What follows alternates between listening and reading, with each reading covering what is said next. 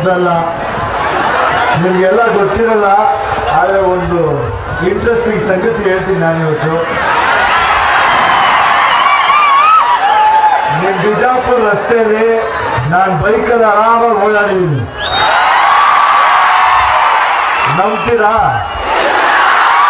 But ನಿಜವಾಗ್ಲೂ ಓಡಾಡಿದ್ದೀನಿ. I think ಒಂದು 3-4 ವರ್ಷದ ಹಿಂದೆ ರಾಧಿಕಾ ಒಂದು ಸಿನಿಮಾ ಶೂಟಿಂಗ್ ಇಲ್ಲಿ ನಡೀತಾ ಇತ್ತು. ಸೊ ಆ ಶೂಟಿಂಗ್ ಟೈಮಲ್ಲಿ ಬೆಂಗಳೂರಲ್ಲಿದ್ದಾಗ ನಾನು ಅವ್ರನ್ನ ಮೀಟ್ ಮಾಡೋಕ್ಕಾಗಲಿಲ್ಲ. ಬರೋದು ಸ್ವಲ್ಪ ಲೇಟ್ ಆಗೋಯ್ತು. ಅಷ್ಟರಲ್ಲಿ ಅವ್ರು ಶೂಟಿಂಗ್ ನೋಡ್ಬೇಕಾಗಿತ್ತು. ಬಿಜಾಪುರಕ್ಕೆ ಬಂದ್ಬಿಟ್ಟಿದ್ಲು.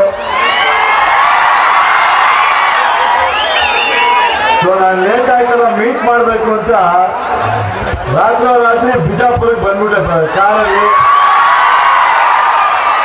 ಬಟ್ ಯಾರಿಗೂ ವಿಷಯ ಗೊತ್ತಿಲ್ಲ, ನಾನು ಇಲ್ಲಿ ಹೇಳಂಗಿಲ್ಲ. ಇವಾಗಾದ್ರೆ ಮದುವೆ ಆಗಿದೆ, ನೀವು ಓಪನ್ ಆಗಿ ಹೇಳ್ಬೋದು. ಅವಾಗ ಹೇಳಕ್ಕೆ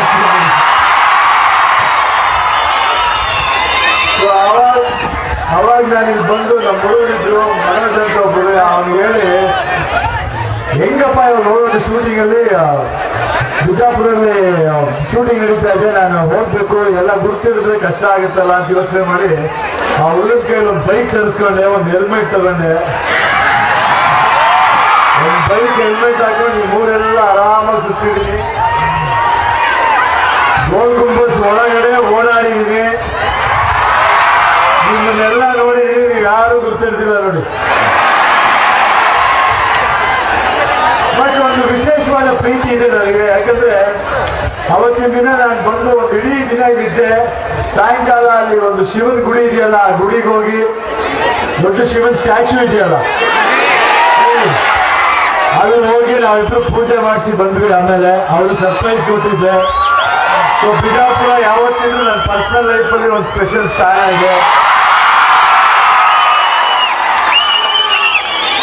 ಅದಲ್ಲದೆ ಬಿಜಾಪುರ ಬಗ್ಗೆ ಬಹಳ ಹೆಮ್ಮೆಯಿಂದ ನಾವು ಹೇಳ್ಕೊಬೇಕಿದ್ದು, ನಮ್ಮ ಕರ್ನಾಟಕದ ಐತಿಹಾಸಿಕ ನಗರ, ನಮ್ಮ ಕರ್ನಾಟಕದ ಆಸ್ತಿ ಅಂತ. ನಿಮಗೆಲ್ಲ ಗೊತ್ತಿದ್ರೆ ಒಂದು ವಿಷಯ ಹೇಳಕ್ ಇಷ್ಟಪಡ್ತೀನಿ.